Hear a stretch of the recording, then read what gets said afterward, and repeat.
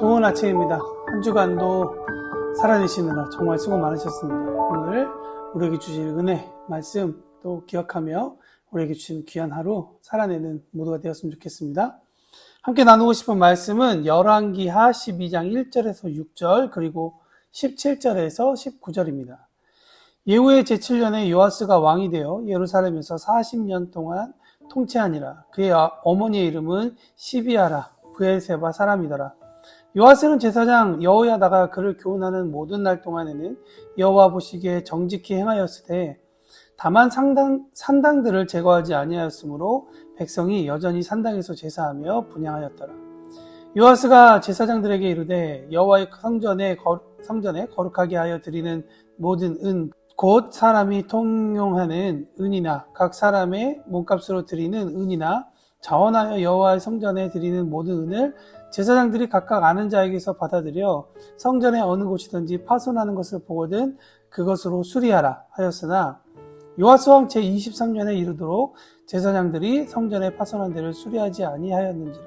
그때에 아람 왕 하사엘이 올라와서 가드를 쳐서 점령하고 예루살렘을 향하여 올라오고자 하므로 유다의 왕 요아스가 그의 조상 유다 왕 여호사밧과 여호람과 아하시야가 구별하여 드린 모든 성물과 자기가 구별하여 드린 성물과 여호와의 성전 곳간과 왕궁에 있는 금을 다 가져다가 아람 왕 하사엘에게 보내었더니 하사엘이 예루살렘에서 떠나갔더라. 요아스의 남은 사적과 그의 행한 모든 일은 유다 왕 역대지략에 기록되지 아니하였느냐. 본문은 남유다의 왕 요아스에 대한 기록입니다. 제가 이전에도 한번 말씀드렸지만 이 열왕기, 역대기는 사사기와 비슷한 패턴으로 한 왕이 살았던 시대를 보여주고 그 시대에 어떤 일이 일어났는지 또 그 시대에 대한 메시지를 찾는데 우리가 좀 더 읽어가면 좋을 것 같다는 생각이 듭니다. 이 요아스에 대한 기록이 오늘 본문에 전체를 읽어보면 세 가지가 등장합니다. 7살에 왕이 되었다라고 하는 것이 오늘 본문 바로 전에 있는 구절에 등장하고 그가 여호와의 성전을 보수했다. 또 아람 왕 하사엘이 공격해오자 유다 왕 여호사밧과 여호람과 아하시야가 구별하여 드린 모든 성물과 또 자기가 구별하여 드린 성물과 여호와의 성전 곳간과 왕궁에 있는 금을 다 가져다가 아람 왕 하사엘에게 조공을 보내어 전쟁을 마무리했다라고 기록하고 있습니다. 여기서 우리에게 눈길을 끄는 한 가지 내용이 있죠. 7살의 왕위를 오른 요아스가 제사장 여호야다가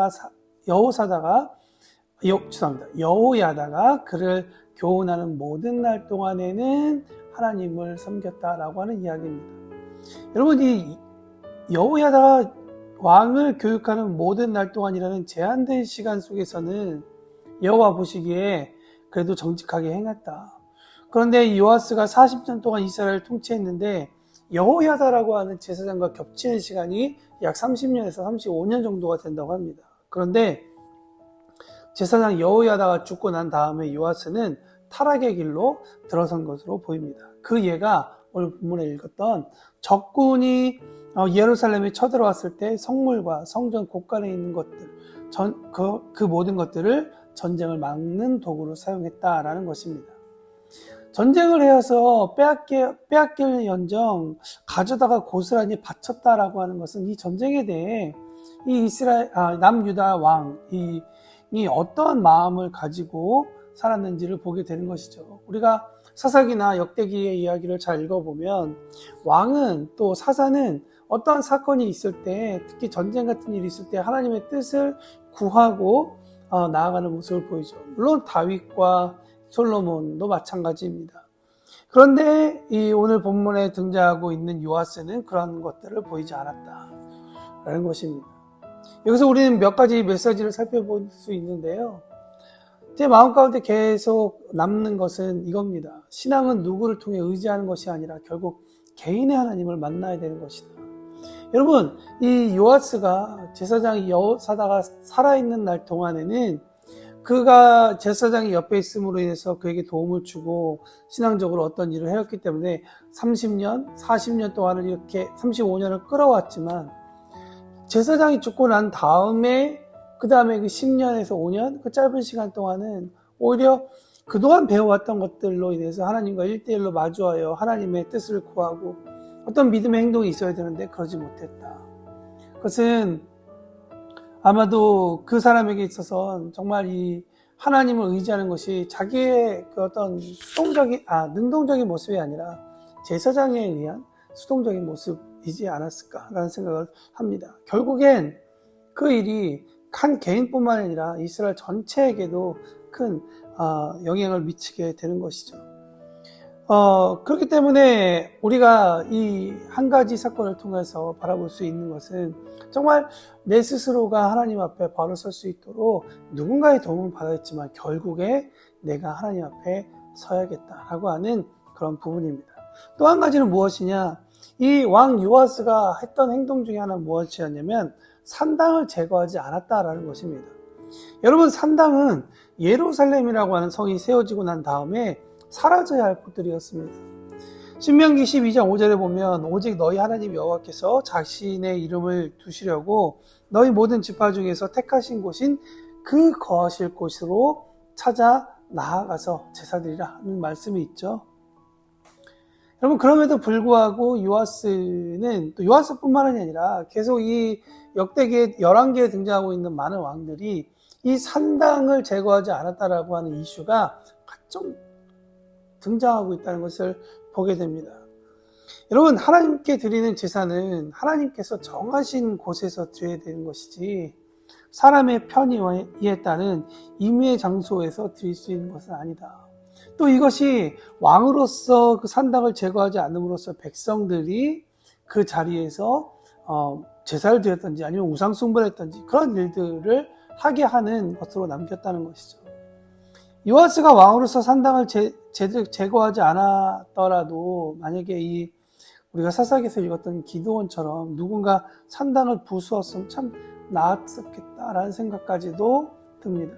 그러나 그렇게 하지 않았다는 것은 왕이나 백성 모두가 하나님 앞에 겸비하지 않았다라는 것을 우리에게 메시지로 보여주고 있다고 생각합니다. 사랑하는 성도 여러분, 오늘 말씀을 읽으면서 함께 나누면서 어떤 생각을 하십니까?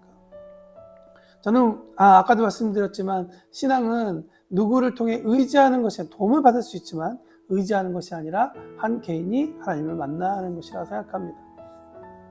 우리에게 성령님 계십니다. 성령이 연약함을 도우시기 위해 항상 우리와 함께 하십니다. 그런데 중요한 것은 우리가 그 함께 하시는 성령님과 함께 동행하는 것이 중요하겠죠. 사랑하는 성도 여러분, 오늘 하루 살아가면서 성령님과 동행하시기 바랍니다. 여러분을 돕기 위해 지금도 함께하고 계시는 그 성령님께 우리의 연약함을 내어드리며 하나님의 뜻을 구하며 살아가는 우리 모두가 되었으면 좋겠습니다. 또 하나, 두세 사람이 모인 곳에 함께 하시겠다고 하시는 그 예수님의 말씀을 기억하는 우리가 되었으면 좋겠습니다.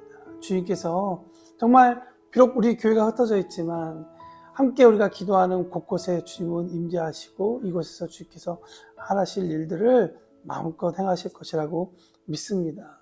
그러니 뭔가 개선이 되지 않고 우리의 어려움에 빠졌을 때 하나님을 의지하지 않고 내 계산을 먼저 두기는 그런 계속 반복되는 열왕기사 하에 등장하는 왕들의 모습이 아니라 하나님 앞에 우리 어려움을 내어드리고 다시 하나님께서 무엇을 원하시는지에 대한 그 뜻을 간구하고 나아가면 어떨까요?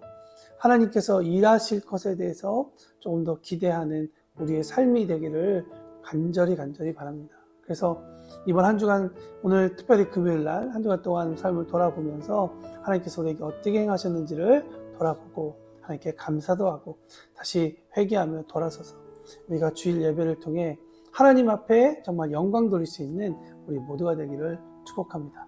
오늘도 더운 날씨 화이팅입니다.